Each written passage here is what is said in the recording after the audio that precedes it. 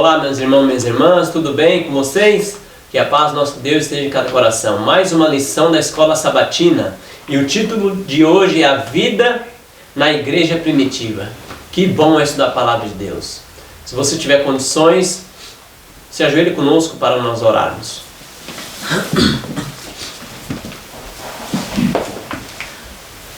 Grande Deus e grande Pai Celestial, nós viemos aqui hoje, Pai, para mais uma vez comentar essa lição maravilhosa que o Senhor nos deu. Amém, Deus. Eu te peço que as nossas mentes sejam iluminadas para que a gente possa compreender a Tua verdade e a mesma passar para os nossos irmãos, os nossos amigos e quem tiver interesse em ouvir a Tua palavra, Senhor. Amém. Amém. Nos ajude, Pai, a ser pessoa assim, diligente ao estudar a Tua palavra, ser cuidadosos e respeitosos com aquilo que é sagrado. Amém, Deus. Nos dá a Tua graça, o Teu poder, através do Teu Santo Espírito, para que essa lição chegue de maneira clara aos ouvidos dos nossos irmãos.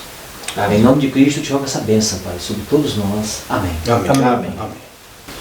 Irmãos e irmãs, se você não é inscrito no nosso canal, que você possa se inscrever, possa dar um like aí, comentar também o que você está achando da lição. E juntos nós vamos crescendo para a honra e glória do nosso Deus. Amém. Amém. A lição 3 tem um texto aqui para nós que está em Atos, capítulo 2, versos 46 e 47. Diariamente perseveraram unânimes no templo, partiam pão de casa em casa e tomavam as suas refeições com alegria e singeleza de coração, louvando a Deus e contando com a simpatia de todo o povo. Então é interessante que logo no início falou a característica da igreja primitiva, irmãos. Os irmãos possam comentar aí a introdução? Irmãos, olha só que interessante. E aqui já começa no verso, né? Fala que eles perseveraram unânimes. Unânimes. Mas esse povo estava unânime no quê? Como nós conseguimos alcançar a unanimidade, essa unidade? Quando fala unanimidade, está dizendo que eles eram unidos, eles tinham unidade. Irmão, nós sabemos que a igreja de Deus só alcança a unidade se for na verdade. Primeira coisa, a verdade é que une.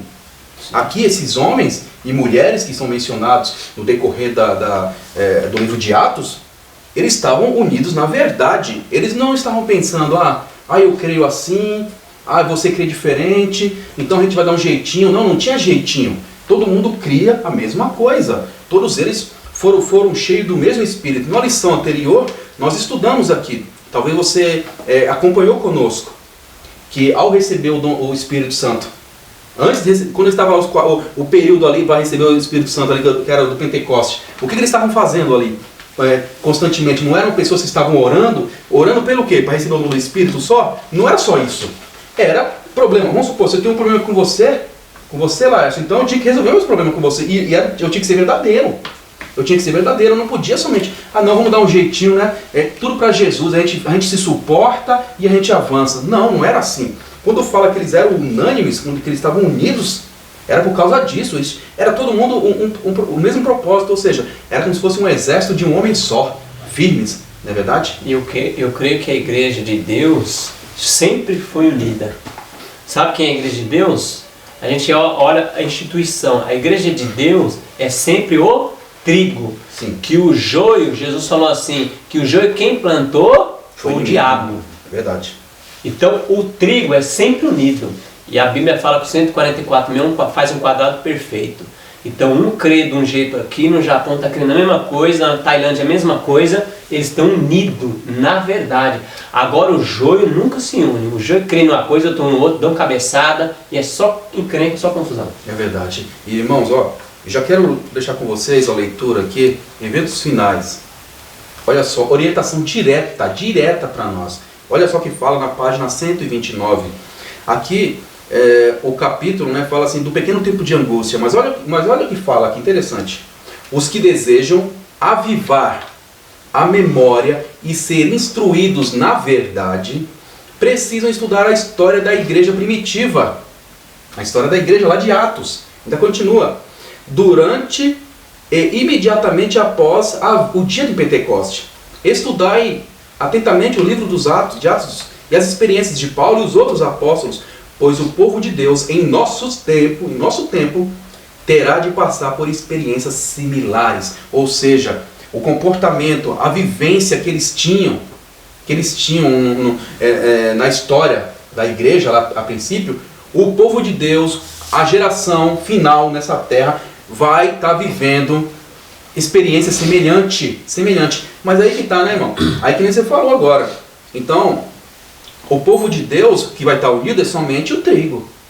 É somente o trigo. Nós sabemos que na plantação tem o joio e o trigo, que nem você falou. Então, o trigo vai estar vivendo isso daqui, vai estar vivendo essa experiência no seu coração, essa experiência, vivendo isso, né? A história de Atos dos Apóstolos, a igreja principal na profecia do Apocalipse é Éfeso, né? Isso. A igreja do Pura, do século, né? Isso mesmo. No começo do cristianismo, a igreja da doutrina pura, né? Acompanhando esse relatório desse livro aí, então, aqui, se você observar, antes de observar o texto, eles dizem aqui, ó, que eles estavam diariamente, perseveravam, unânimes no templo, partiam o pão de casa em casa e tomavam suas refeições com alegria e singeleza de coração, né? Então aqui a gente pode saber que eles, ali quando o Espírito Santo, no dia de Pentecoste, varreu da mente deles toda aquela hipocrisia dos fariseus, aquele ensinamento diabólico deles, eles começaram a ter uma nova vida, um novo ambiente de vida. Então, esse movimento aqui, como na época deles já tinha um grande movimento de hipocrisia, e só aqueles fariseus querendo só puxar do povo dinheiro, né, com aquela hipocrisia dele, aquele fingimento deles, então aqui eles se destacam no meio daquele ambiente com um movimento de sinceridade, e o povo ali, que aqui está dizendo, ó, eles contavam com a simpatia de todo o povo. Por quê eles contavam com a simpatia de todo o povo? O povo era acostumado a ver o quê? Só hipocrisia. Só hipocrisia, não tinha esse movimento. Não tinha essa sinceridade. As pessoas com esse ambiente familiar, de um cuidar do outro. Eles não tinham esse ambiente. Eles tinham o ambiente dos fariseus. Interessante. O ambiente dos fariseus era só querer levar vantagem. E dominar a mente do outro, né? Exatamente, dominar a mente das outras pessoas. Uma coisa que eu gostaria de salientar é o seguinte, os irmãos aqui que estão nos assistindo, é que por que eles viviam daquele jeito? Primeiramente, Jesus, ele tinha ressuscitado e falado para eles que ele retornaria e que eles deveriam pregar. Então, após o Pentecoste, eles receberam o poder do Espírito Santo, eles teriam que pregar, eles tinham uma missão a pregar. E essa urgência em derramar o Espírito Santo, eles pensavam que Jesus logo viria. De imediato. E eles ensinavam o quê? Ensinavam que aquele Cristo que foi morto, foi ressuscitado pelo Pai. E ele foi a pedra angular, escolhida por Deus. E eles viviam o quê? Se você soubesse que Jesus voltasse daqui a pouco tempo, como que nós iríamos viver? Olha, irmãos, da mesma maneira como a igreja primitiva. Mas aconteceu isso também, sabe? Se você voltar um pouquinho à história da igreja, na década de 1830 até 1844, era esse comportamento do povo. Que saber, Jesus vai voltar, porque a má compreensão, não que a profecia, os dados, as informações não estavam errados. O que estava errado era o que iria acontecer. Eles acreditavam que era a volta de Jesus, mas era a passagem de Cristo do Santo para o Santíssimo. Mas eles viveram desse jeito, eles se desfez das coisas, avançaram na obra, cuidavam das pessoas. É como se ele tivesse o segundo Pentecostes. Sim, naquele momento. Irmãos, se nós tivermos a volta de Jesus como uma coisa breve, nós vamos nos preparar. Verdade. E vamos viver diferente. Nós vamos viver como a vida da igreja primitiva era, porque eles tinham aquilo, Jesus vai voltar. Logo, breve. Então, para eles os bens não era de valor. Então eles repartiam entre si tudo porque Cristo ia voltar. Hoje, a igreja de hoje, do finais dos tempos, tem que ter essa urgência da volta de Jesus. E aí sim, nós vamos nos desprender. Para que nós vamos querer ficar amontoando bens em cima de bens? se Cristo vai voltar, se a gente prega a brevidade da volta de Jesus. Então tudo que nós temos nós vamos colocar na causa de Deus. Por quê? Porque nós aguardamos a volta do nosso Senhor Jesus Cristo. Amém. Amém. Vamos lá no domingo então. Ensino e comunhão. Quem quer ler para nós Atos 2, verso 44 e 45? O irmão Laércio pode ler. O Ricardo pode ler Atos 4, 34 e 35. Irmão Laércio, capítulo 2, verso 44 e 45. 45. Todos os que creram estavam juntos e tinham tudo em comum. Vendiam as suas propriedades e bens e distribuído o produto entre todos, à medida que alguém tinha necessidade. O Atos capítulo 4, verso 34 e verso 35 diz assim: E não havia nenhum necessitado entre eles. Não havia ninguém necessitado, né? Continua. Porque todos os que possuíam terras ou casas, vendendo-as, traziam o valor das coisas que foram vendidas e as depositavam aos pés dos apóstolos, e distribuía-se a cada homem segundo a sua necessidade. Então, como era a vida prática da igreja primitiva, irmão? Como era a prática deles? Você viu que interessante? Eles se preocupavam realmente com o bem-estar do irmão, com o bem-estar do próximo. Eles se preocupavam. Irmãos, lendo esse relato aqui, a gente vê que nós hoje, nós estamos bem assim, longe do ideal que era para ser. Aí muitas vezes a gente fala, não, mas nós temos na igreja a ASA, na verdade nós temos a ASA lá, o sistema lá, né, a assistência social da igreja, a ASA. Não, irmãos, mas aqui não está falando de ASA não. Aqui está falando de todo mundo, individualmente, as pessoas, os homens e mulheres ali que estavam cheios do Espírito Santo, eles agiam, eles não estavam esperando pela asa não. Pelo departamento. Pelo departamento da igreja não, eles faziam. Ele via que o irmão estava passando dificuldade, ele já ia lá e falava, não, ele não ficava nem com muita conversa, ele ia lá ajudava, falava, vem aqui, vamos nos ajudar. Eu fico só imaginando, sabe? Uma vez eu lembro, Vilânio, que eu estava na igreja, né, e aí o irmão pregou. O irmão pregou, ele falou o seguinte, ele leu um livro de quinta série, um livro de história da quinta série, ele falou, o título era, agora não tem mais esses livros, né? O Triunfo do Cristianismo. O Triunfo do Cristianismo. Estava falando que até o século IV, os cristãos, eles pegavam pessoas assim, vamos supor, até pessoas assim que estavam mendigando na rua, sabe? Pessoas que não tinham nada, eles até pegavam essas pessoas, levavam para suas casas, davam banho, cortavam o cabelo, sabe, deixava novamente como um ser humano, sabe, com dignidade, sabe, acolhia aquela pessoa, supria a necessidade na medida do possível que dava para poder ajudar, para que aquela pessoa pudesse se erguer. E aquela pessoa, o que acontecia com ela? Se tornava cristão também, porque ela via Jesus, ela viu Jesus de verdade, não é o Jesus de palavras, era o Jesus em ação. E aquelas pessoas se convertiam e faziam com outros e assim por diante. Aí quando fala dessa história de Atos, é isso que vem à mente. É isso que vem à mente. Eles ajudavam mesmo as pessoas, eles cuidavam mesmo das pessoas e não era somente como a gente vê muito por aí, né? Em muitas igrejas fazendo isso. O evangelho é só de assistência, sabe? O evangelho que você não prega a palavra, mas fica dando as coisas. Não é esse tipo de evangelho. Não. Eles ajudavam a pessoa e pregavam a palavra, a salvação em Cristo Jesus, o que foi morto ressuscitou para a honra e glória de Deus. Não é verdade? É uma coisa muito extraordinária, irmãos. Acompanhe esse texto aí no Atos dos Apóstolos, na página 70.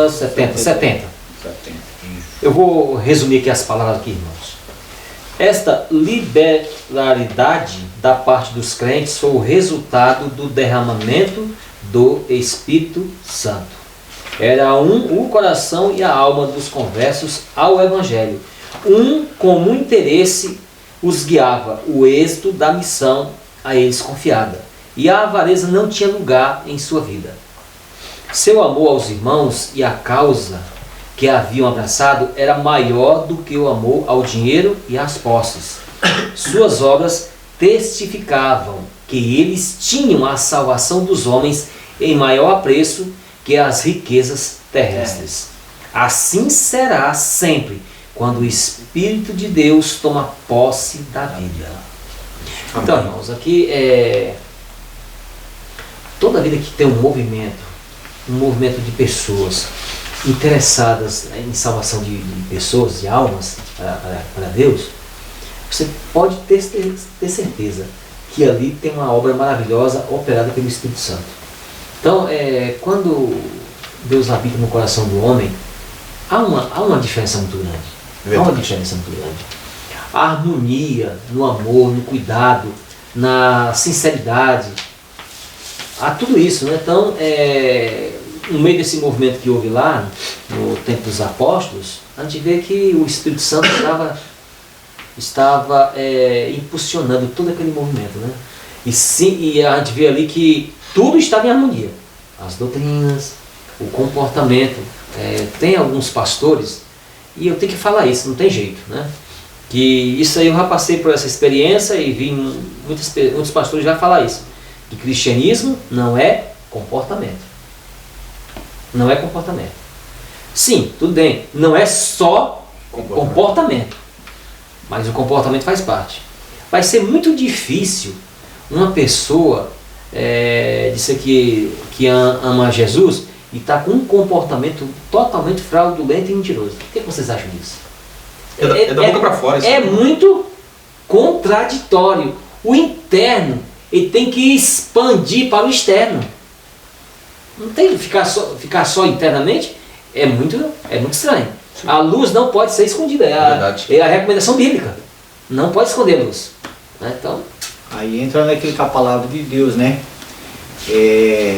Aquele que fala, que a palavra de Deus fala assim, que nega a eficácia, né? Se julga aquela palavrinha que chama pessoas piedosas, mas que negam a eficácia da religiosidade, da religião. Porque aquele tempo está ligado à religião, né? Uhum. As pessoas religiosas, mas que negam o poder da religião, e o poder da religião se encontra na pessoa. Sim. Ter formações de piedade hoje, né? É uma coisa que futuramente vai ser depois descoberto. Porque a gente mais para frente a gente vai ver sobre Ananias e Safira, que ter a forma só de piedade, né, não vai salvar ninguém. Tem que ter essa, quando o Espírito Santo habita no coração mesmo, tem que expandir para fora. Tem que expandir para fora. Então isso aí a gente fica atento a isso aí, né? Isso é uma coisa muito séria. É verdade. Então vocês acompanham essa leitura ainda uma advertência contra a hipocrisia no capítulo no Atos dos Apóstolos, que vocês vão entender muito mais aqui a leitura. Não quis ler não para não expandir mais a leitura. E aqui nessa parte também é interessante, irmãos, a gente notar que aqui fala assim, que na lição fala que acreditando que o fim estava próximo, eles chegaram à conclusão de que os seus bens materiais ou prosperidades não tinham mais importância. Por quê? É aquilo que a gente comentou já. Quando a gente tem a brevidade da volta de Jesus, os bens não têm importância. Por quê? Aqui ele estava se dedicando ao quê? Ele estava preocupado em ensinar e estava preocupado com a comunhão.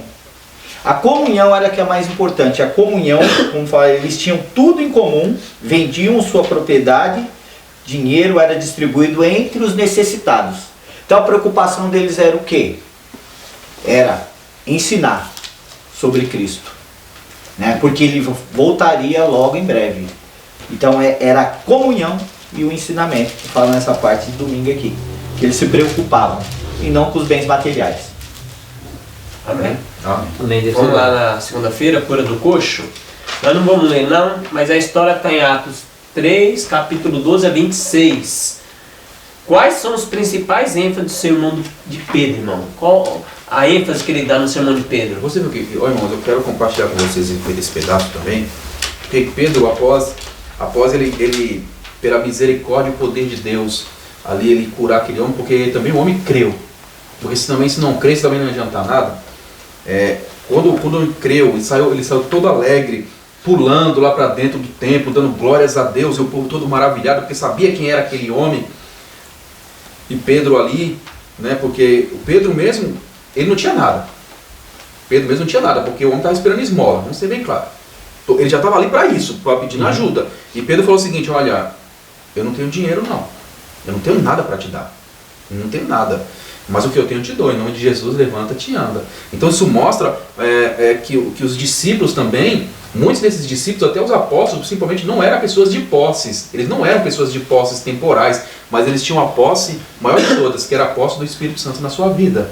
Não é verdade? E aqui, aí Pedro, ele enfatiza coisas interessantes. Primeiro, ele enfatiza a ressurreição de Cristo, que ele não perdia o tempo. Ele apresentava a ressurreição de Cristo. Ele chamou também o povo ao arrependimento e abandono. E abandono, só bastava se arrepender. E abandono do pecado. Abandono do pecado. Você percebe que Pedro ali, ele não vacilou. Ele não vacilou. Isso me lembra a 2 Timóteo capítulo 4, verso 2, onde Paulo aconselha a Timóteo: olha, pregue em tempo e fora de tempo. Não perca a oportunidade. Não vacile.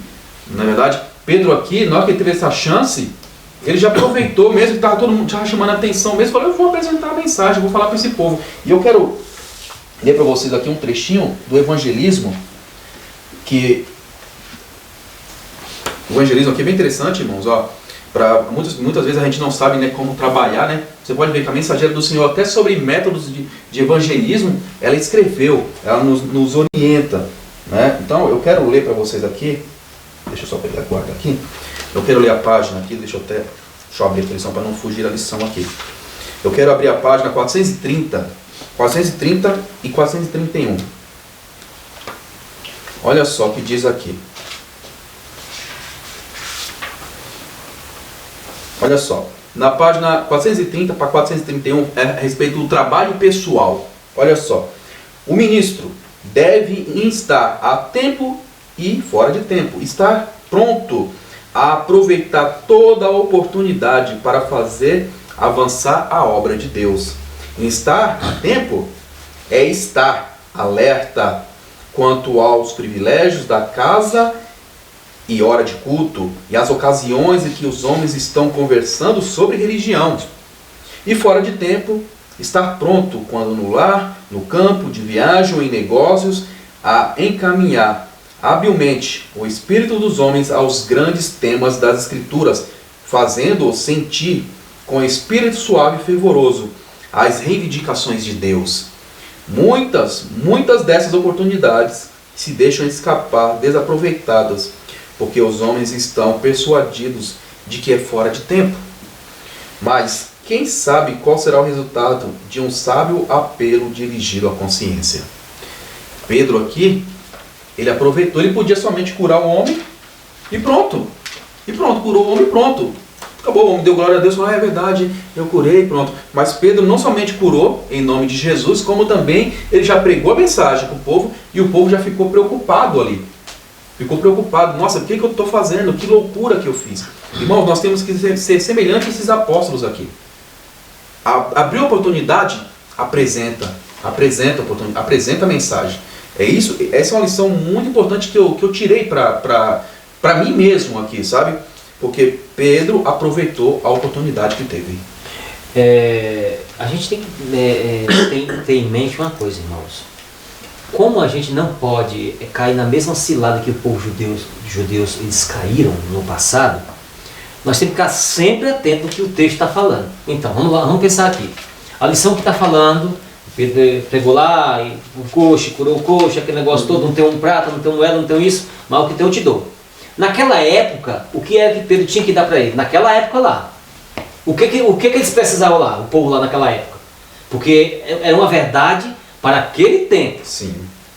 Jesus é o Messias. E ele ressuscitou. E convidando todo mundo para a mudança de vida. Era isso, lá naquele tempo. Nós não podemos tornar a mensagem que foi para lá, para eles lá, a mesma para nós cá. Para nós cá é outro presente. Entendeu? Aqui cada tempo vai avançando a mensagem. Verdade. Não que não deva se falar disso. Não, lógico que não. O ênfase, né? Sim, lógico. Cristo é o centro da doutrina, da profecia e dos eventos finais. Cristo é centro de tudo, lógico. Mas nós não podemos, nós temos que se manter aquela linha, para não cair no erro.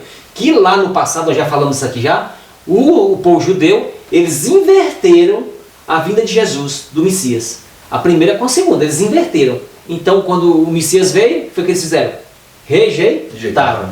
Então nós temos que seguir a trilha ali, conforme Deus está nos guiando. Não podemos nem para a direita nem para a esquerda, sempre na linha reta o qual Deus está nos colocando, né?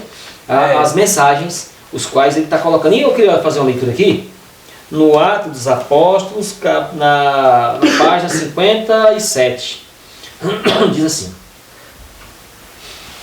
que Pedro e João, eles subiram ao templo para adorar, eles viram na porta formosa um coxo, de 40 anos de idade, cuja vida, desde o seu nascimento, tinha sido de dor e enfermidade. Escutem só isso aqui. Este infeliz havia durante muito tempo desejado ver a Jesus. Olha lá, para ser curado. Mas encontrava-se quase ao desamparo e estava muito afastado do cenário dos labores do grande médico. Seus rogos finalmente induziram alguns amigos a levá-lo à porta do templo. Mas chegando ali, soube que aquele em quem suas esperanças se centralizavam havia sido morto cruelmente. Seu desapontamento provocou a simpatia dos que sabiam quanto tempo avidamente esperava ser curado por Jesus e diariamente o levavam ao templo, a fim de que os que passassem ali fossem, pela piedade induzidos a dar-lhe uma ninharia, um dinheiro, para lhe aliviar as necessidades e a dor. Ao passarem Pedro e João, pediu-lhes uma esmola. Os discípulos olharam com compaixão e Pedro disse: olha para nós. E olhou para eles, esperando receber deles alguma coisa. E disse Pedro: não tenho prata nenhuma. Ao declarar Pedro desta maneira a sua pobreza, o rosto do coxo descaiu, mas tornou-se radiante com esperança ao continuar o apóstolo. Mas o que eu tenho, isto eu te dou, em nome de Jesus, o Nazareno. Levanta-te, anda, vai à frente, prossegue adiante. E encorajou o coxo. E tomando pela mão direita, o levantou, e logo os seus pés ficaram firmes, se firmaram. E saltando ele, pôs-se em pé e andou, e entrou com eles no templo, andando e saltando e louvando a Deus. Amém. Você queria ter a esperança dele que ele tinha? Então o homem foi lá para ser curado por Jesus. Quando chegou lá, mataram Jesus. Aí ele se decepcionou. Mataram aquele que cura? Exatamente. Que coisa, né? É. Terrível. E ele, se ele tivesse ouvido os dados da profecia direitinho, se os judeus tivessem ensinado direitinho a ele não tinha, se tivesse o ensinamento correto. Porque o Messias viria e ia ser morto. A profecia era essa. Ia ressuscitar ao terceiro dia. A maioria das pessoas que ficaram desanimadas foi que inverteram a situação. Eles inverteram. Foi manipulada a profecia. Os fariseus, o sinédrio, ensinou um monte de mentira para aquele povo e os enganou. Mas hoje acontece a mesma coisa, irmão. Hoje acontece a mesma coisa. Se nós pararmos para refletir, hoje em dia tem muita conversas sem base nenhuma na palavra de Deus, que está desanimando o povo, está enfraquecendo a fé do povo de Deus. O povo que era para estar, porque nós estamos vivendo momentos finais. Momentos finais mesmo. Nós estamos vendo só tragédias em cima de tragédias a cada dia. E vai acontecer mais. Vai acontecer mais. E o povo está desanimando. Para falar a verdade, vamos ser bem claros. Vamos ser bem claros, se fosse pregada a mensagem mesmo, a verdade, como é para ser pregado, era para o povo estar saindo da igreja? Muitas vezes, não era para estar acontecendo isso. Era para o povo estar pregando mais ainda. Exatamente. Então, aí muitas pessoas estão desanimando porque a trombeta está tocando, mas não está dando o sonido certo. E pelo fato de não estar dando o sonido certo, algumas pessoas dizem: nossa, mas será que é isso mesmo? Ah, não. Ah, então já que é assim que eu vou ficar, então eu vou ficar aqui mesmo. Já que é assim que é a igreja, já que é para mim, não tem nada a ver esse tipo de comportamento, esse tipo de atitude. Se a igreja está fazendo isso, então eu estou fazendo isso aqui no mundão, e você salva do mesmo jeito, então fica aqui, o jeito que está aqui tá bom. Entendeu? Então é uma mentalidade que está aflorando com mais força nesses últimos dias. E não era diferente aí, porque eles não conseguiam nem compreender mais qual era o trabalho de Cristo. Exatamente. O que eles iam fazer. Mas como a gente está nesse assunto aqui, então o que acontece? Como eles manipularam lá no passado, com a vinda do Espírito Santo, com aquele trabalho maravilhoso, aí varreu da mente dos apóstolos e também de todo aquele povo. varreu da mente deles aqueles falsos ensinamentos. Nós não podemos cair aqui na mesma cilada com manipulação da profecia. Irmãos, está acontecendo todos esses desastres, seja eles de ordem natural, na natureza, ou de ordem espiritual. Apostasia, enganos, heresias na igrejas, pessoas falsas, falsos pastores, falsos irmãos. Tudo isso está anunciado na profecia. E Jesus falou assim, quando você vê acontecer tudo isso, fique desanimado, fique triste. É assim que Jesus falou? A levantar vossas cabeças, porque se aproxima o quê? A vossa redenção. Amém. É isso, irmãos. É isso mesmo. Quanto mais desgraça você vê acontecendo, você vê os dados da profecia. Mas não precisa se cumprir nem em mim e nem em você. Tem uma ênfase do sermão de Pedro que é bem interessante, está no capítulo 3, versos 19 a 20, ó. Olha o que Pedro pregou: arrependei-vos, pois, e convertei-vos para ser cancelado vossos pecados. Então, para ser cancelado o pecado, tem que arrepender e converter. A fim de que, da presença do Senhor, venha o tempo de refrigério, que envie Ele o Cristo, que já vos designou Jesus. E aí esse texto, a irmã Arte comenta aqui na segunda-feira, o que é o arrependimento? O arrependimento compreende tristeza pelo pecado, O afastamento do mesmo. o afastamento do mesmo. Não renunciaremos ao pecado enquanto não reconhecemos sua malignidade. Então, irmão, nós temos que ver que pecado é maligno. Não ficar passando pano quente no pecado, senão nós não vamos se arrepender. Enquanto dele não nos afastarmos sinceramente, não haverá em nós uma mudança real da vida. Não haverá. Quando, porém, o coração cede à influência do Espírito de Deus, a consciência é despertada. E o pecador discerne alguma coisa da profundeza da santidade da lei de Deus, base do seu governo no céu e na terra. A convicção se apodera do espírito da alma, vê o amor de Deus, a beleza da santidade, a exaltação da pureza, anseia por purificação e reintegrando a comunhão no céu. É o Caminho a Cristo, página 23 e 24, irmãos. Que interessante esse texto. Então, para a gente ter um arrependimento verdadeiro, o pecado deve ser afastado. A gente não pode só se entristecer. E tem que ver a malignidade do pecado. Porque hoje, nesse evangelho popular, é pecado. Não é pecado, irmão. O que é pecado? O pecado é adultério. O pecador, o irmão matou com o outro, o irmão fumou um crack. Nossa, que pecado. Agora tem pecado que os irmãos mentem na igreja, são falsos, caluniam o outro, e é tudo passado a mão. Por isso que não se converte, porque tem que ver a malignidade do pecado. Mentira, calúnia, é pecado, é maligno. É lógico que é a transgressão da lei, né? Então, nós, como você citou essa questão, o arrependimento é você ter essa noção do que é pecado e o mesmo se arrepender para com Deus e manifestar muita fé para com Jesus. Sim. Porque você ofendeu um Deus santo. Ofendeu um Deus santo. Todo pecado, em última instância, é ofensa a Deus. É a Deus. Então, o que acontece? Nós temos uma obra a fazer nesses últimos dias, de se afastar dessa coisa tão terrível que nos atrapalha, que nos mantém distante de Deus, essa coisa chamada pecado. E lembra que se a gente não se converter, nós não recebe o refrigério. É que está falando, ó. Arrepender-vos e converter para ser cancelado os pecados, cancela, a fim de que a presença do Senhor venha os tempos de refrigério. Aí ele envia Cristo, que já foi designado Jesus. Então é uma condição, né, irmão? É uma condição para que nós recebamos poder. É uma condição. Se você não se arrepende, como é que Deus vai te perdoar? E como é que isso vai ser feito? E como que Deus vai enviar o Espírito Santo, encher você do Espírito Santo se você está cheio de pecado? Você não confessou e não arrependeu? Não, e a gente vê daqui a pouco a gente vai ver o contraste de uma pessoa arrependida e umas pessoas não arrependidas. Daqui a pouco nós vamos ver esse contraste. Então vamos lá, irmão. Terça-feira, o surgimento da oposição. Está em Atos, capítulo 4, de 1 a 18. Nós não precisamos ler, mas nós sabemos a história. Qual foi o seu surgimento da oposição aí, irmão? Contra a mensagem, contra Pedro e a sua mensagem. Que tem muita coisa, né? Você viu, irmão, que eles começam a questionar, porque Pedro ele já começou falando assim, né? Jesus que vocês mataram, aquilo que o Pai ressuscitou. E nós sabemos aqui que estavam no templo ali, falando essa confusão deu no templo. E muitos deles ali eram saduceus, os saduceus não criam na ressurreição. Não criam.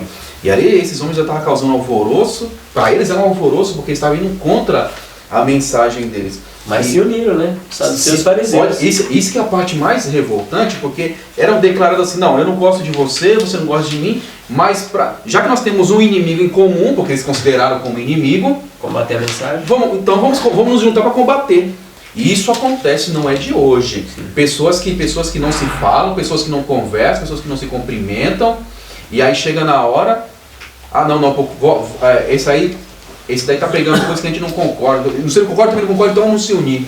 Então vamos se unir para isso. Parece até, irmãos, que as pessoas estão agindo como se fossem com verdadeiros demônios, sabe? Porque não consegue nem compreender as coisas e ele já odeia a outra e do nada faz uma aliança para atacar a pessoa que está pregando a mensagem de Deus. Foi assim que aconteceu com os apóstolos, né? Os saduceus, eles tinham aquela velha doutrina de não acreditar nem na ressurreição nem nos anjos. E os saduceus, eles controlavam o Sinédrio. Agora escute só. O Sinédrio, eles eram o tribunal máximo da nação judaica. Tribunal máximo da nação judaica. Então, quem controlava esse tribunal eram os saduceus. E os saduceus tinham aquela doutrina que não acreditava na ressurreição e também não acreditava nos anjos. Como o que os apóstolos, a ênfase maior era na ressurreição, os saduceus foi o grupo que ficou mais assim para eles determinaram na sua mente em acabar com os discípulos, com os apóstolos. Por quê? Eles temeram, se eles continuassem, nós permitir isso, eles vão convencer o povo e vai ser o nosso fim, porque essa é a nossa doutrina de ouro. É a nossa doutrina de ouro, aquela seita dos saduceus. E também era um domínio que eles tinham sobre as pessoas, né? Tinha um domínio sobre a mente das pessoas. É a manipulação que eles faziam. Era o poder nas suas mãos. Exatamente. É uma coisa terrível, porque, olha só, eu fico vendo, irmãos, que eu fico tirando lições para nós no dia a dia, né? Porque tem muitos hoje que parece que gosta de ter poder na mão, sabe? É interessante que quem tem poder é Cristo, não sou eu, não é o homem. E uma vez, né, eu vi essa fala, quer conhecer um homem? Dá poder para ele. Dá poder para ele. Se ele for imbuído pelo Espírito de Deus, ele vai agir na simplicidade. Vai falar a verdade, vai agir na simplicidade, ele não vai querer ser melhor que ninguém. Agora, se ele tiver um espírito satânico, um espírito egoísta no seu ser, ele vai se aproveitar daquele momento para querer oprimir os seus irmãos. Então, é uma coisa terrível e vai causar oposição, não tem como. Eu quero ler aqui, irmãos, olha só como Jesus agia, como os discípulos agiam, como nós devemos agir, e olha só o que acontece. Página 356, irmãos, eu tenho que ler porque é uma coisa muito forte. Importante. É muito importante. 356, aqui no desejado, esse daqui, tá? O capítulo é Os Primeiros Evangelistas. Diz assim, ó, o próprio Jesus não comprou nunca a paz mediante transigências. Primeira coisa, Jesus nunca negociou nada com ninguém a respeito de para ter paz. Ainda continua. O coração transbordava-lhe de amor por toda a raça humana, mas nunca era condescendente com os seus pecados. Era muito amigo deles para permanecer em silêncio, enquanto prosseguiam numa direção que seria a ruína da sua alma. A alma que ele comprara com seu próprio sangue. Trabalhava para que o homem fosse leal para consigo mesmo, leal para com os seus mais altos e eternos interesses. Agora, fala para nós, os servos de Cristo são chamados a realizar a mesma obra. Assim como Jesus agiu, temos que agir, não negociar princípios por causa da verdade. Eu vou ofender o irmão, não posso falar. Não quero causar oposição. Não quero causar oposição. A pessoa vai me odiar, a pessoa não vai querer mais ser minha amiga. Né? Olha só, e às vezes passa na mente da pessoa. Às vezes a pessoa assim, não, mas aí se eu for falar a verdade, os irmãos talvez vão me odiar, eu vou ser barrado, não vou poder mais pregar na igreja, não vou poder mais ajudar. Então eu vou voltar atrás, eu vou abrir mão da mensagem, vou abrir mão da verdade, para poder ter, pelo menos, a simpatia das pessoas nesse pensamento, um falso pensamento, porque é um engano, sabe? É um falso, porque se você abrir mão a primeira vez, a chance de você abrir de novo a mão é muito mais fácil. Então Jesus não fazia isso. Jesus mostrava realmente que se preocupar com as pessoas. E aí continua, olha só. Os servos de Cristo são chamados a realizar a mesma obra. Devem estar apercebidos para que, buscando evitar desarmonia, olha só, não transigam com a verdade, contra a verdade. Devem seguir as coisas que servem para a paz. Tem que procurar a paz, é lógico. Mas a verdadeira paz jamais será obtida com a transigência de princípios. E ninguém, por ser fiel aos princípios, ninguém pode ser fiel aos princípios sem excitar uma oposição. Ninguém pode ser fiel aos princípios sem causar oposição. Então, irmão, se você está tendo... Alguém está se opondo a você, as pessoas estão se opondo a você, porque você está seguindo a verdade, continue. Continue porque você está agradando a Deus. Continue porque você está agradando a Deus. É claro, se você for uma pessoa humilde, se você não fica causando tumulto, não é isso. Você está querendo seguir a verdade, as pessoas estão te perseguindo, o caminho é esse mesmo, irmão. Porque se fizer isso com Cristo, por que não faria com você? Exatamente. Não é verdade? E aí, olha só, um cristianismo espiritual sofrerá oposição da parte dos filhos das desobediências. Mas Jesus recomendou aos discípulos: não temais os que matam o corpo, e não podem matar a alma. Os que são fiéis a Deus não tem nada, não tem a temer o poder dos homens, nem a inimizade de Satanás. Não tem que temer nada disso. Então por que hoje não tem, a igreja hoje não suscita oposição? Por que não suscita? Porque hoje o cristianismo parece aparentemente uma moda. Você é cristão, eu sou adventista no sétimo dia, e não causa oposição. Por quê? Página 49 aqui do Grande Conflito, 48, ó, desse aqui. Vocês conhecem esse texto, irmãos, ó. Por que, pois, que a perseguição em grande parte parece adormecida? Por quê? A única razão, porque quando Pedro pregou o evangelho aqui, já foi oposição, já foi perseguição. A única razão é que a igreja se conformou com as normas do mundo e, portanto, não suscita oposição. A religião que no tempo prevalece não é de caráter puro e santo que assinalou a fé nos dias de Cristo e seus apóstolos. É unicamente por causa do espírito de transigência com o pecado, por serem grandes verdades da palavra de Deus tão indiferentemente considerada, por haver tão pouca piedade vital na igreja, que o cristianismo é aparentemente tão popular no mundo. Olha, por isso que a igreja enche, não dá oposição, porque é uma igreja popular, não suscita oposição, não fala do pecado. Agora aqui vai acontecer, ó, haja um reavivamento da fé e o poder da igreja primitiva, e o espírito da opressão reviverá, reacendendo-se os fogos da perseguição. E aí vem que você cumpriu o que aqui, irmãos? Quando a igreja, o trigo, se levantar, pregando as 3 mensagens angélicas, os próprios irmãos de fé vão ser os primeiros a persegui-los. Porque eles vão estar cheios do Espírito Santo e eles vão pregar a mensagem direta, alfinetando o pecado, não o pecador, o pecado. E aí vai surgir oposição. Simples. E é isso que a gente tem que esperar, irmãos. Os pregadores de igrejas, de púlpito, seja você um pastor responsável por uma igreja, ou um ancião, ou qualquer pessoa que esteja disposto a pregar a verdade de Deus, vai sofrer oposição. Não tem jeito. É ilusão você dizer que vai pregar a verdade como realmente é em Cristo e não sofrer oposição. Aí o sermão de Pedro, eles perguntam com que autoridade, e Pedro afirma diretamente com que autoridade está fazendo aqui. Em nome de Jesus, o qual vocês crucificaram. Ele está esperando que Pedro tivesse medo, porque Pedro, momentos antes, poucos dias antes, ele tinha negado a Cristo. E ali eles vão pressionar ele que agora ele vai se temer, porque nós estamos ameaçando ele de prisão e morte, então ele vai negar. Eles ficaram chocados com a declaração de Pedro. Então Pedro, com cheio do Espírito Santo, com toda a autoridade, falou com firmeza, com muito respeito, mas com firmeza. E lá está todo o pacote fechado, todo mundo reunido lá.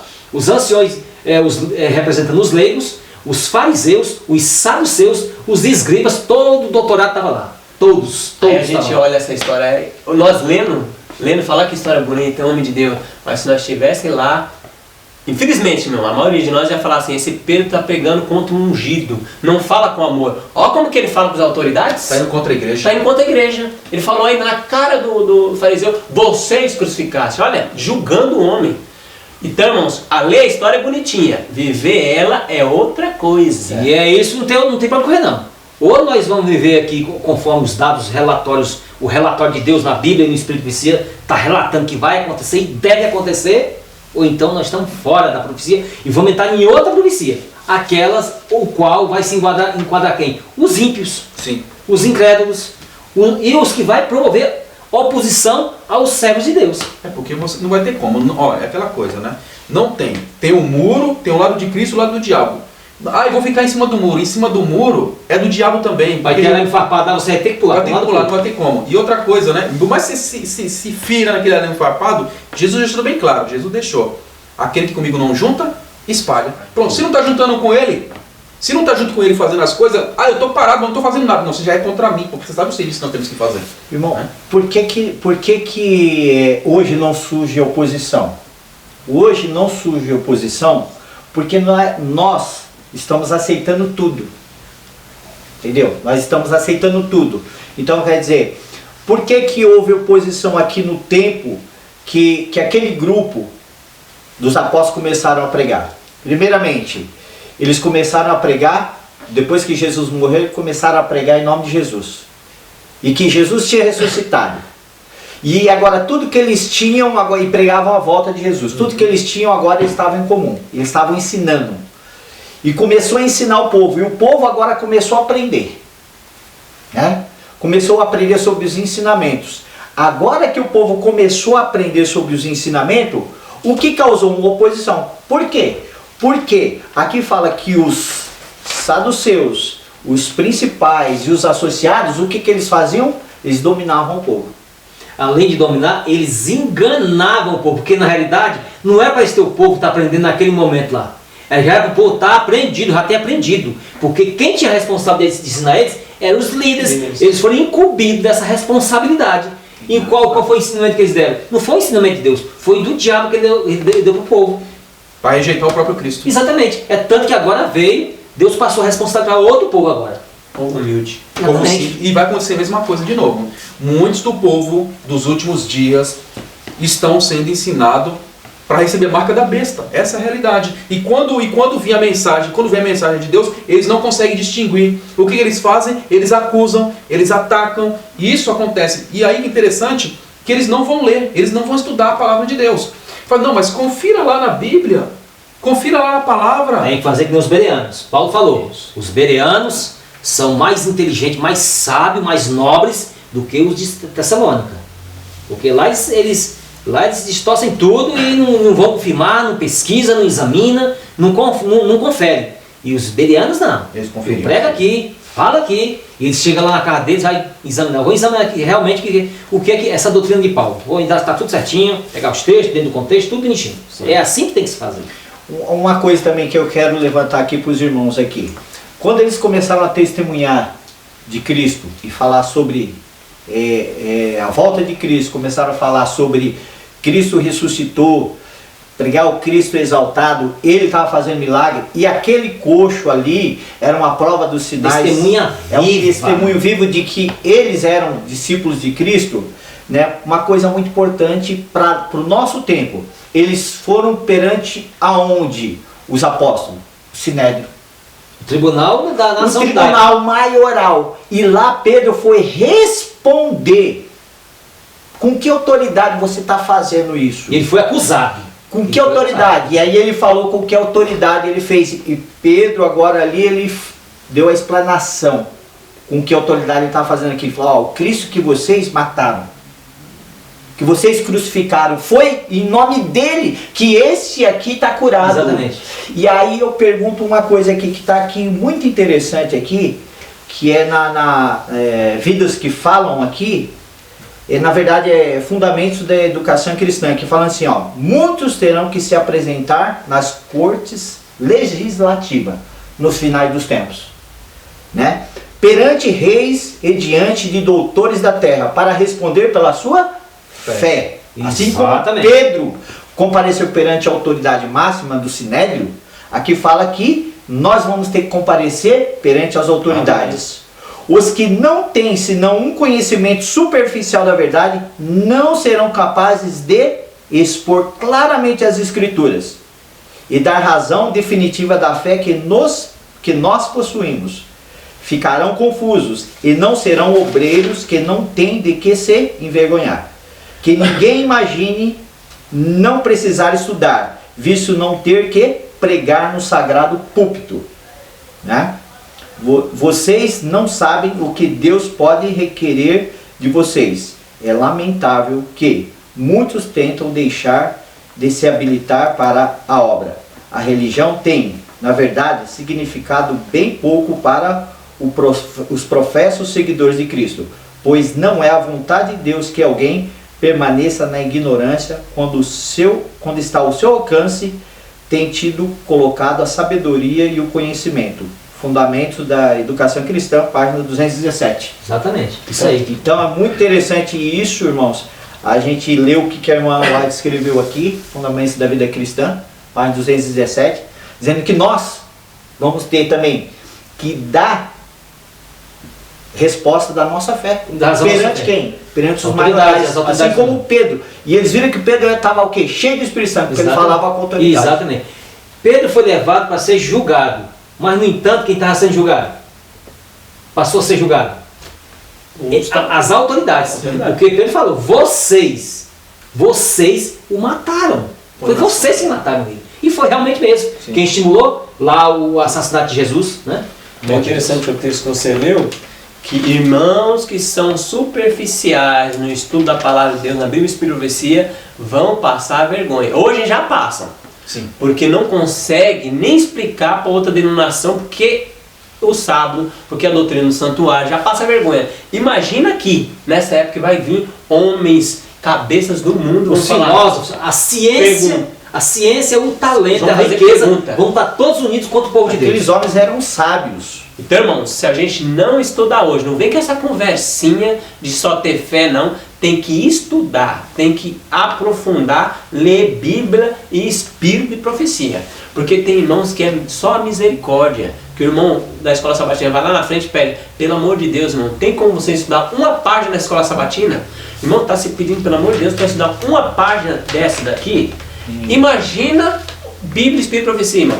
Alexandre, não vai ler. Não vai ler mesmo. Alexandre, você pode ver toda vez quando tem a lição na Escola Sabatina, quando fala de um assunto assim que exige um grau de conhecimento um pouco mais avançado, o que acontece muitas vezes em algumas igrejas, ou na maioria das igrejas, professor falta. Já percebeu? Professor falta. Aí o professor falta, aí vamos fazer geral, a classe geral, porque não tem como, né? O professor faltou, vamos supor, o assunto fala do santuário. Entendeu? O santuário. Uma coisa tipo assim, o dia da expiação, coisas que são detalhes assim, minuciosos. Não, mas eu não estudo, né? Não conheço, né? Porque eu sou professor, não conheço nada mesmo da palavra de Deus. Eu vou faltar, vou pular nesse barco hoje, vou para outra igreja. Vamos mulher, vamos para outra igreja, vamos levar as crianças para outra igreja, vamos passear. Sabe, vai passar vergonha. Porque vai passar vergonha. E aí os alunos também não estudam nada. Se o professor não sabe, os alunos também não sabem. E aí fica lá faltando, né? Aí o diretor da Escola Sabatina, a diretora da Escola Sabatina fica olhando. Nossa, o irmão fulano não veio, a irmã fulano não veio. E muitas vezes o professor é ancião, viu? Às vezes o professor é ancião, para piorar mais ainda. Sem conhecimento. Sem conhecimento, para piorar mais ainda. Aí falta. Aí o que tem que fazer? Vamos fazer geral. Vamos fazer classe geral. E aí faz a classe geral, passa por cima também, porque muitas vezes quem está lá na frente também não consegue explicar. Passa bem por cima, mas bem raso. E fica por isso mesmo. Isso quando não coloca com outras coisas na Escola Sabatina para comer mais ainda o tempo da Escola Sabatina, porque não sei se acontece na sua igreja, meu irmão, minha irmã, mas eu já vi vários lugares acontecendo isso. Você reduz o tempo da Escola Sabatina, né, já que o assunto é muito delicado, se é que eu posso usar esse termo, e a pessoa não consegue entender. Aí a Escola Sabatina, quando dá 9 horas, 9 e pouco, tem 6 gatos pingados lá, porque o irmão não quer passar vergonha, porque não entendeu o assunto, não estudou. Mas não precisa ser assim. Nós temos um livro, esse livro é especial justamente para a Escola Sabatina. Se todos os departamentais da Escola Sabatina puderem ter esse livro, é muito importante. É Conselho sobre Escola Sabatina. Lá tem todas as orientações. Espírito e Espírito e Profecia. Então tem todas as orientações. E como os irmãos estão falando isso aqui, então rapidamente eu vou falar para nós começar a dinâmica aqui novamente. É bom, irmãos, que a gente tem que apelar para os irmãos.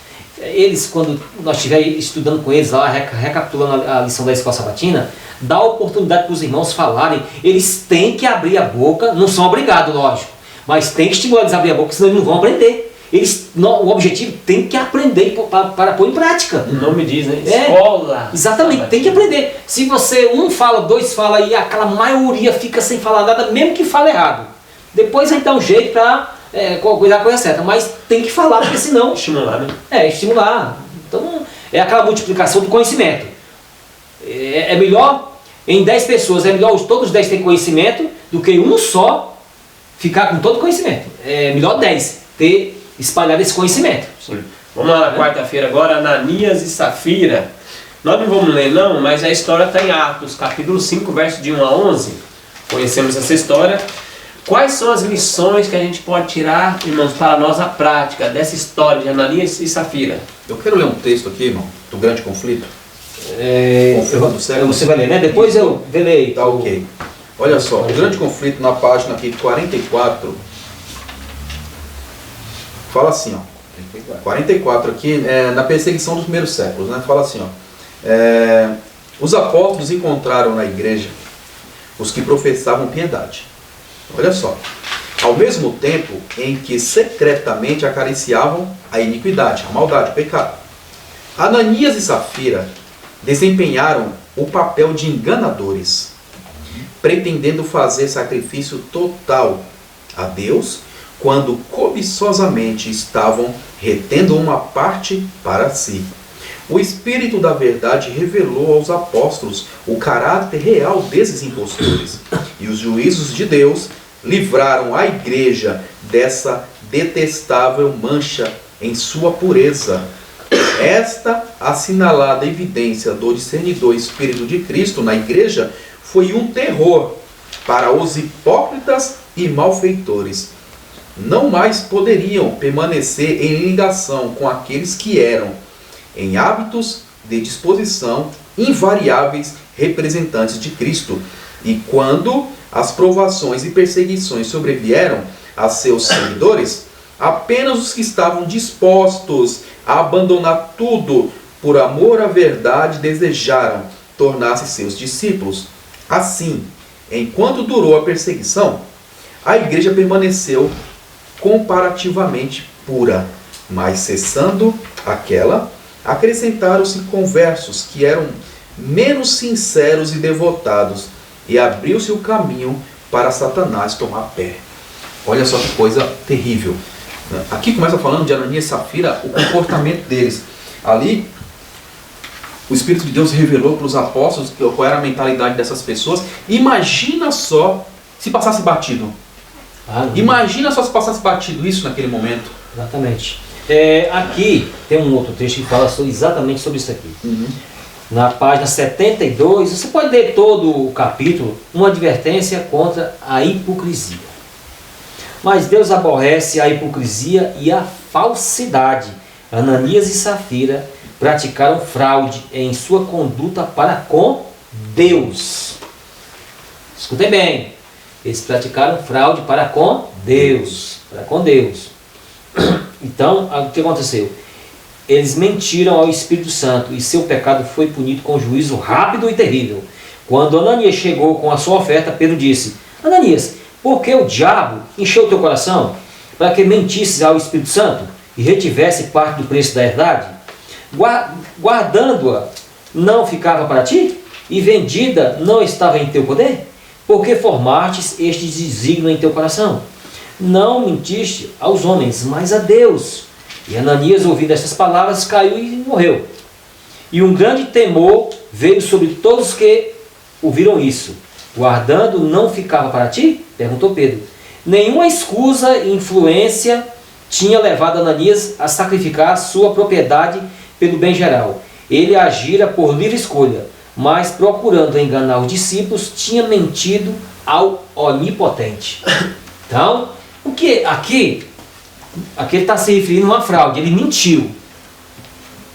Ele mentiu. Porque a questão aqui, a gente vê que tem a questão que ele vende, ele vende lá a herdade dele lá, e depois o Espírito Santo, naquele movimento que teve, ele foi estimulado. Vocês podem continuar a leitura aqui, que depois vocês vão ver que foi isso mesmo. Mas depois Satanás encheu a mente dele, e depois ele revogou aquele dito que ele tinha dito com Deus. Ele deu a palavra dele a Deus. Ele deu a palavra dele a Deus. E foi de livre vontade. Ele não foi coagido. Ele não foi coagido. Então o que acontece? Ele mentiu. Ele praticou fraude diante de Deus. Com Deus. Então o que acontece aqui? Aqui, irmãos, nós fizemos votos. Nós fazemos votos. E Deus, ele pede, nós não somos obrigados a fazer voto. Mas quando fazemos o voto, aí Deus pede que a gente cumpra o voto. Não faça voto de tolo. Que faz e não cumpra. Antes cumpra o seu voto. Então, os pastores das igrejas, eles fazem votos. Os membros das igrejas, no dia do batismo, não faz voto? Faz voto também. Não é? Faz voto? Interessante que o voto... irmão, eu estou até com voto aqui, mas... Você está com voto aí? Um voto aqui, sim. Eu posso ler, se for o caso? Lê algum... Eu vou ler alguns textos desse voto aí. Aqui, ó. Acho que você, eu não sei, eu acredito que nós, Adventistas do Sétimo Dia, nós temos esse voto aqui, ó. Geralmente vai o pastor na sua casa. Geralmente. Mas às vezes vai o ancião, né, irmão? Às vezes vai o ancião, ele vai lá e ele faz algumas perguntas para você. Certo? E aqui, ó, deixa eu até achar aqui onde foi aqui as perguntas, ó. Até a pergunta número 53. São perguntas diretamente para você. Aqui depois, aí já falando assim, quem foi preencheu a ficha, coisa do tipo. Olha só, eu vou ler alguns aqui, tá? Poucos aí, só pra... Olha só, aqui está perguntando aqui, deixa eu achar aqui, ó. Aqui ele fala dos pais, aqui, olha só. Aceitou Jesus aqui, o 38. Aceitou Jesus como seu Salvador pessoal? Sim ou não? Aí você fala sim, beleza. Aí vamos pular outra aqui, ó. Estuda a Bíblia diariamente, que é o voto 43, sim ou não? Aí tem o 44, estuda a lição da escola sabatina diariamente, sim ou não? Aí tem outro aqui bem interessante, olha só esse. Esse aqui, tem muita gente que fala que sim, irmãos, mas a obra está falando que não, infelizmente. O 49 aqui fala o seguinte, crê no espírito de profecia? E agora, irmãos? Crê no espírito de profecia? Está aqui no 49, as pessoas falam sim. E aí tem a 50 do lado, fala assim, que livros já leu? Olha só, na hora do batismo você fala que crê no espírito de profecia, ele já pergunta se você já leu algum livro. Ele já pergunta, pelo menos tem que ter perguntado, né? Tem que ter perguntado. Eu não sei, irmão, se você, quando respondeu isso daqui, se a pessoa fez essa pergunta para você. Você assinou em branco. Ou assinou em branco. Isso não foi compromisso. Geralmente nós não somos coagidos. É de livre vontade. Nós não somos coagidos a aceitar esse voto. Nós não somos coagidos, é de livre vontade. Então o que acontece? Na altura da história, nós não podemos... É aquela história que eu sempre bato na tecla, né? Nós não podemos cair na mesma cilada que o povo do passado caiu. Verdade. No momento da história, qualquer um de nós aqui, de vocês aí, caíram nessa cilada de não cumprir com esses votos aí. Se ajoelha lá no teu quarto, se arrepende e agora vai cumprir o teu voto. Mas sabe o que é, Viana? Porque quando aconteceu um juízo aí, o pessoal, olha, queimaram os dois, morreram os dois. Agora isso não acontece. Só que a irmã White fala nesse mesmo livro aí, que com ninguém morre na hora que foi contra o voto, as pessoas acham que Deus mudou. Só que está aumentando a taxa de juízo. Se eu não me converter, cairá a mesma consequência que caiu Ananias e Safira. Pode ter certeza, se eu não me converter. Porque Deus não pode ter uma balança para Ananias e Safira e para outro não, baixa. A balança de Deus é a mesma. Olha. Só que Deus está só segurando. Então nós temos que se arrepender, igual a Ivana falou, senão sem chance. Posso ler mais um voto? Eu acabei esquecendo. Eu acho muito importante também. Isso está mostrando uma realidade que a gente está vivendo. O voto 40 aqui, irmãos, fala assim, ó. Há quanto tempo abandonou o uso de bebidas alcoólicas, fumos, carnes imundas, café e etc. Café hoje... Você vota? Tá no voto. Tá no voto, irmão. Tá no voto aqui, ó. Hoje, parece ter hoje já vi até no público, não precisa citar nomes, que não é ético, que pode, que não tem problema nenhum, que não é pecado tomar café. Pode, entendeu? Tá escrito aqui. Misericórdia. Voto da Igreja Adventista do Sétimo Dia aqui, ó. Aqui, oficial. Isso daqui, irmãos, isso aqui é, assim como eu gosto de falar, né? Essa aqui é a voz da igreja, o voto veio lá da Associação Geral. Geralmente ficam 3 folhas, na verdade? Ficam 3 folhas. Exatamente. E esse, como você está lendo esse voto, olha aqui, nesse mesmo livro, na página 74, no Atos dos Apóstolos. Não apenas essa questão aí desse exemplo, não apenas para a igreja primitiva, mas para todas as gerações futuras, este exemplo de como Deus aborrece a cobiça, a fraude, a hipocrisia foi dada como sinal de perigo. Então foi a cobiça que Ananias e Safira tinham acariciado em primeiro lugar, o desejo de reter para si a parte que haviam prometido ao Senhor, os levou à fraude e à hipocrisia. Né? Então o que acontece? Irmãos, foi feita pesquisa nessa relação, um tempo atrás aí, foi o diagnóstico financeiro da igreja. Se provou que a igreja, um tempo atrás, estava muito infiel. Eu não sei agora, na atualidade, eu não sei agora sobre esse diagnóstico financeiro. Não? Então o que acontece.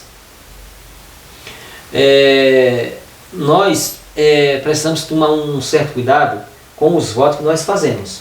Como eu falei, nós não somos coagidos. Mas se a gente fizer um voto a Deus, a gente tem que trabalhar para cumprir esse voto. Né? Sim, verdade. Pedir a força de Deus, é lógico que por nós mesmos não cumpre nada. Né? Mas quando a gente se propõe a fazer a vontade de Deus, Ele está sempre ao nosso lado. Por isso que eu gosto, sempre falo, que quando a gente lê uma coisa, quando a gente lê essa história na terça-feira, a gente vê a história. Mas se a gente estivesse lá, será que nós não íamos falar assim, falar mal dos apóstolos? Nossa, que homens severos, eles não têm amor. Só esse erro que a pessoa mentiu, não quis dar aquilo que ele falou, morreram. Ah não, esses homens não têm amor. A mesma coisa, tem um texto aqui, né, olhando para o alto, página 3, você pode ler na sua casa, que eu não vou ler. Muitos iam dizer também do pecado de Adão e Eva. Uma coisa tão simples, já foi expulso do jardim. Então quando a gente lê, a gente diz assim, olha, tá certinho, Deus teve que expulsar ele. Mas se a gente vivesse na época, será que a gente não ia criticar? Será que a gente não ia falar, olha, que Deus severo, como é que pode fazer uma coisa dessa? Um erro só, um erro. Então, irmão, isso é uma para a gente pensar, advertência. Um erro só, Adão e Eva foi expulso. Um erro desses dois foram eliminados. E será que nós vamos aumentar cheio de erro no céu? Então a balança de Deus está assim. Irmão, Não, posso ler isso? Que o irmão leu essa parte. Tem uma parte que eu acho muito interessante que falando assim, nesse mesmo aí que é olhando para o alto, página 3, diz assim, aqueles que não se conscientizam da malignidade do pecado não são capazes de apreciar o valor da expiação e a necessidade de ser purificados de todo pecado. O pecador se mede por si mesmo e por aquele que, como ele, são pecadores. Não tem em vista a pureza e a santidade de Cristo. Então, aí vem mostrando que a gente não pode, né? A gente se medir um com o outro, né? Se medir um com o outro, e a gente tem que ter consciência da malignidade do pecado. Né? Não podemos tratar o pecado como algo leviando. Verdade. Né? Porque Deus, ele olha de uma maneira aqui, que no final aqui fala assim, mas o padrão de Deus é elevado e sua palavra é imutável. E toda prática egoísta e cobiçosa são abominação à sua vista. Olha, porque a gente tem uma mania séria e a gente ficar medindo nós com o outro. Cara, aquele irmão adulterou, aquele irmão fez não sei o quê, então estou melhor do que ele. Eu não fiz isso. Então a gente fica se comparando ao outro, mas pecado para Deus, o texto que o irmão falou, é maligno. Tanto a mentira, que leu aqui, a pessoa não cumpriu o voto, como o adultério, como matar, é maligno a Deus. Não tem esse pecado, pecadão. Um pecado só, Adão e Eva foi expulso. Um pecado só excluirá a pessoa do céu se não se converter e não abandonar. Então, como foi dito isso, essa questão do pecado, da hipocrisia, da fraude, tudo isso aí? Então, irmão, você fica atento, não se iluda com qualquer falso profeta que vá dizer ao contrário do que a Bíblia e o Espírito de profecia recomendam, ensinam. Não vá cair no mesmo laço do diabo como a nação judaica caiu. Porque eu sigo o mesmo rumo, da perdição.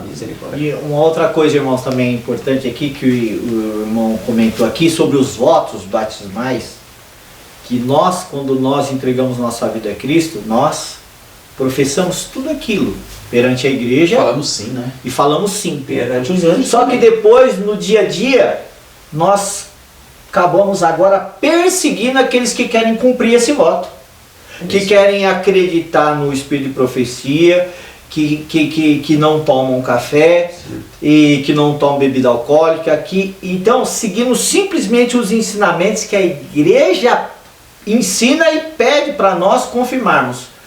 Mas existe um... E aí até João 16, verso 2, diz assim: eles vos expulsarão da sinagoga. Sim, vem a hora em que qualquer que vos matar julgará prestar um serviço a Deus.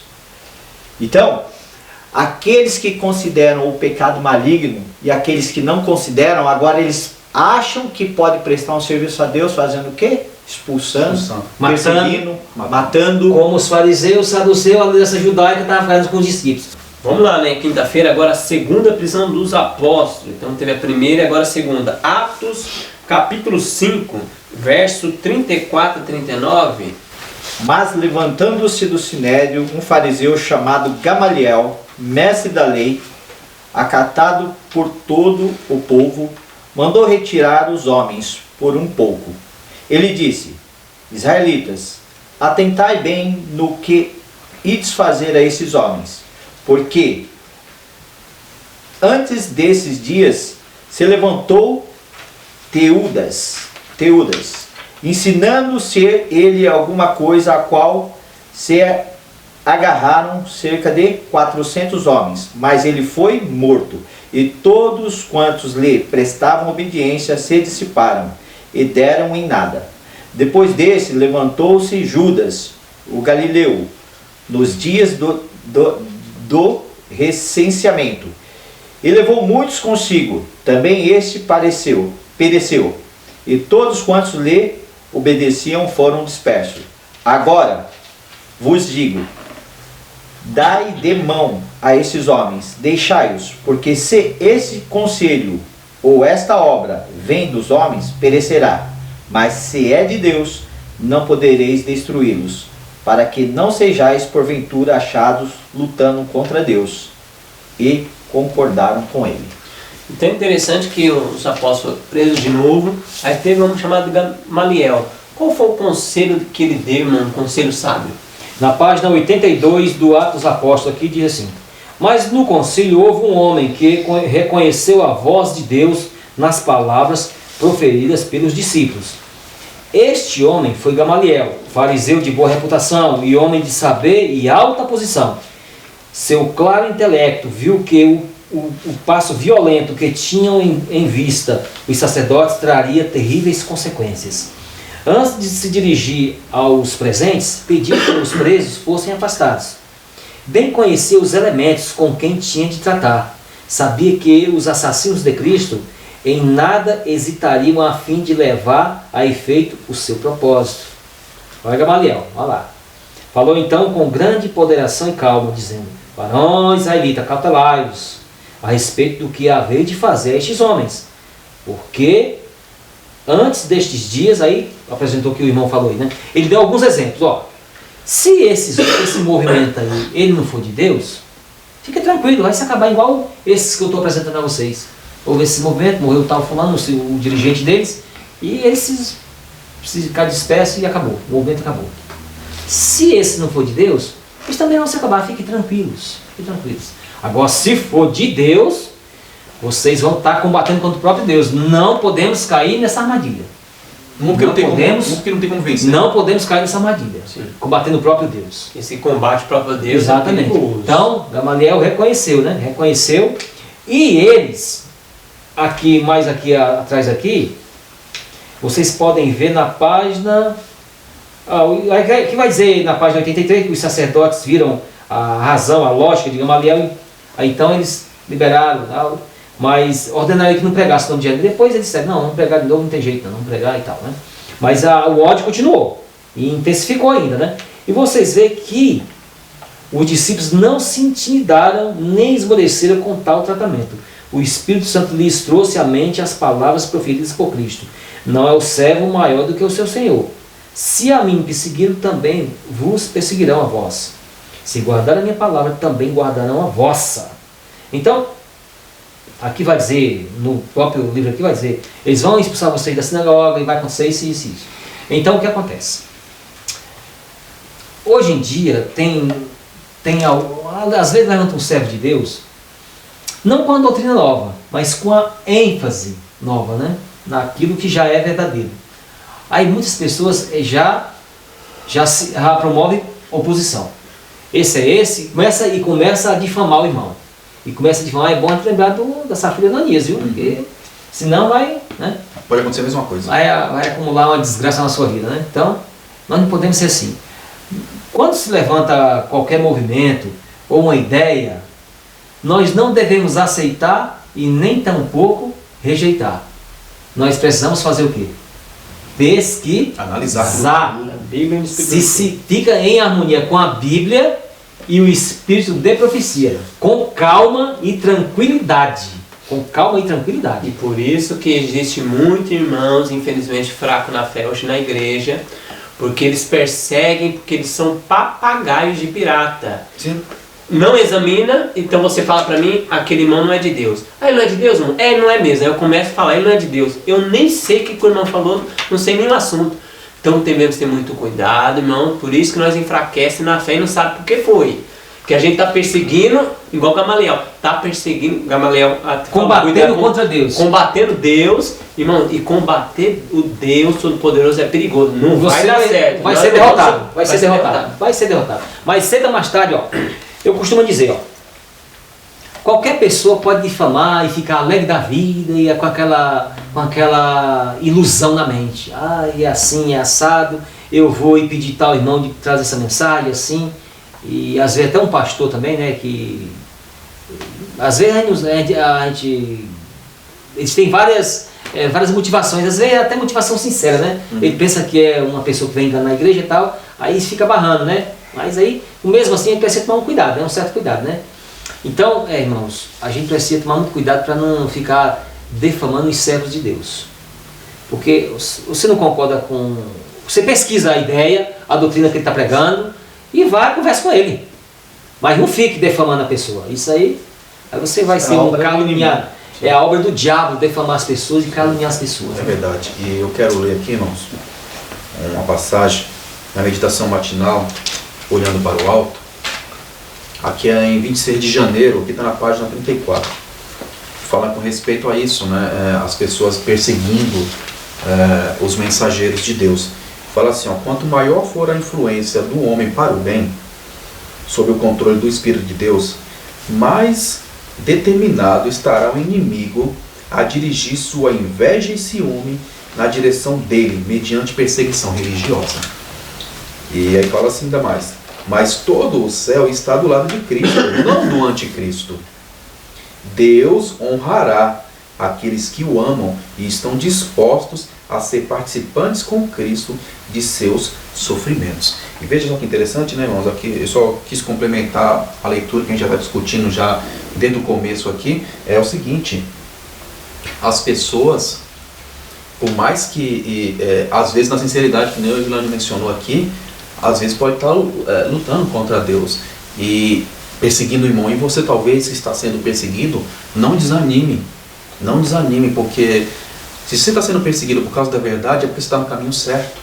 É porque esse é o caminho mesmo. Se você está sendo mal falado, se você está sendo assim, rejeitado, colocado para o canto, né, jogado de canto, é porque você está no caminho certo. Se fizeram isso com o seu Senhor, se fizeram isso com Cristo, se perseguiram a Cristo, desde a época de Adão, não o próprio Adão, mas o primeiro perseguido, sabe quem foi? Foi o Abel.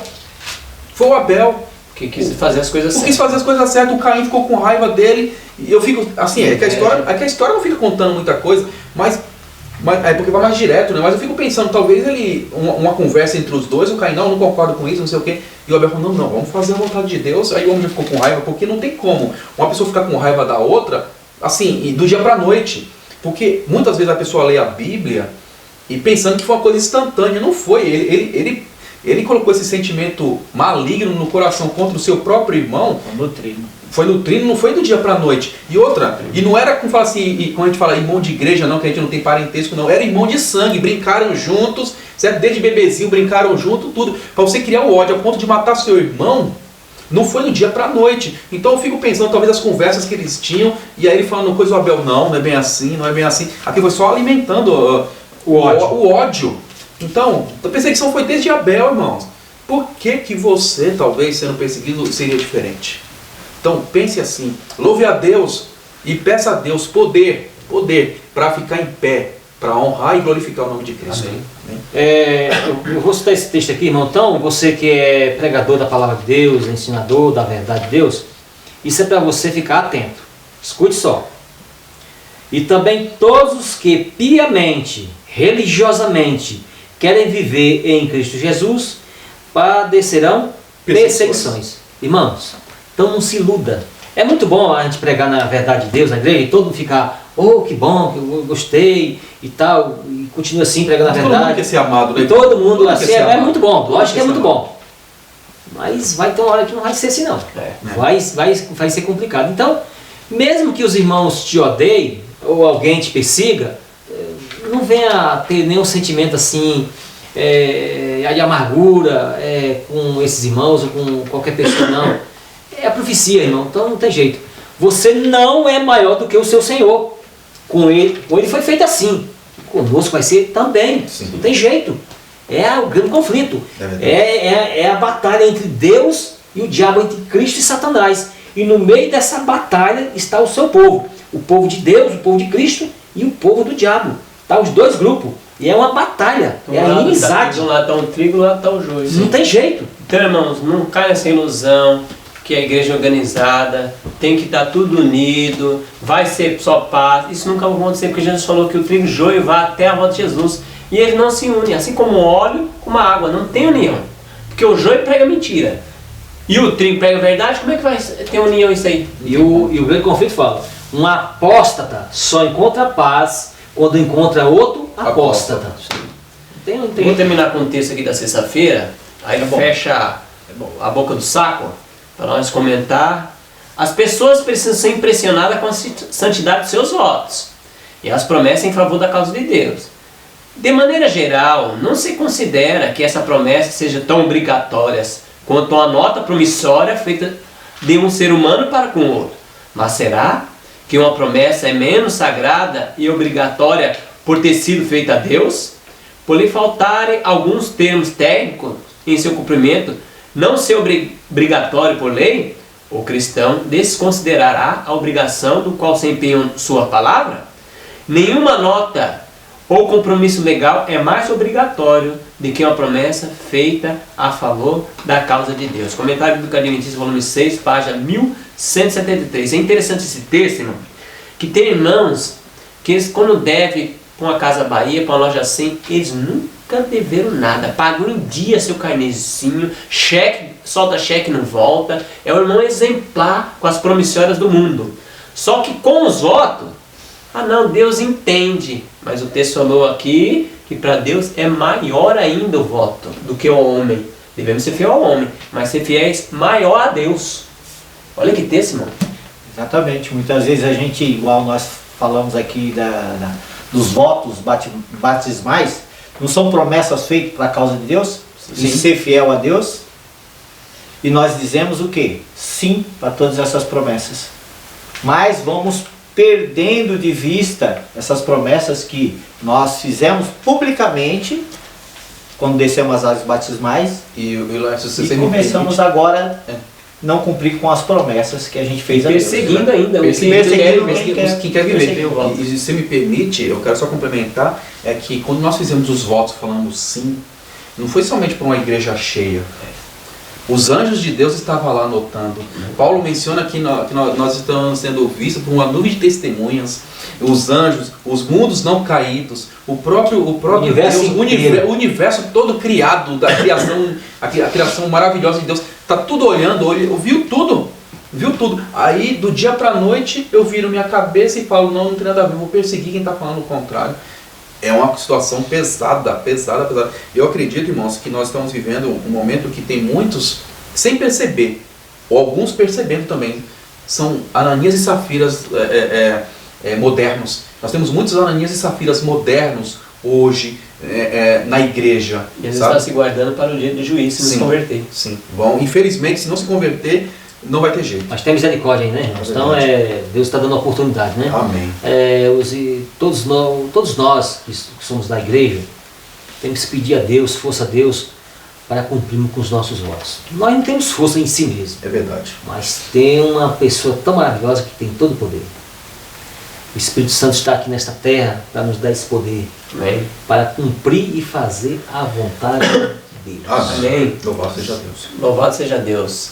Então, irmão, se hoje ouvir a sua voz do Espírito Santo, não endureça o vosso coração. Amém. Como foi no dia Amém. da provação. Se você não é inscrito no nosso canal, possa se inscrever. Compartilhe essa mensagem com outros irmãos para que juntos nós possamos abreviar a volta de Jesus. Amém. Deus seja Louvado seja Vamos Deus. ajoelhar ao nosso Deus e orar ao nosso Deus?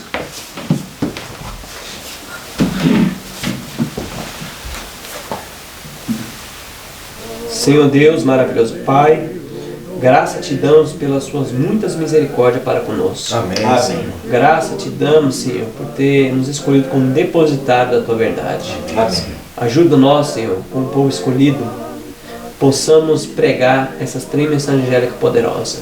Amém. E Cristo ao centro. Cristo, o Espírito Santo nos dá poder para ver todas essas mensagens, Deus. Se algum irmão fraco na fé sendo perseguido ou sendo perseguidor, ó Deus, converta os corações de cada um, Deus. Dá força àquele que está sendo perseguido e converta aquele que está perseguindo os irmãos, Deus. Por favor, Senhor. Salva-nos, Senhor. Transforma a vida dos pastores, na direção da igreja, para que juntos nós possamos viver essa mensagem e proclamar para outros que não conhecem. Amém. Amém, Deus. Dá-nos o teu poder, perdoa nossos pecados em Cristo Jesus. Amém. Amém. Louvado seja Deus. Amém.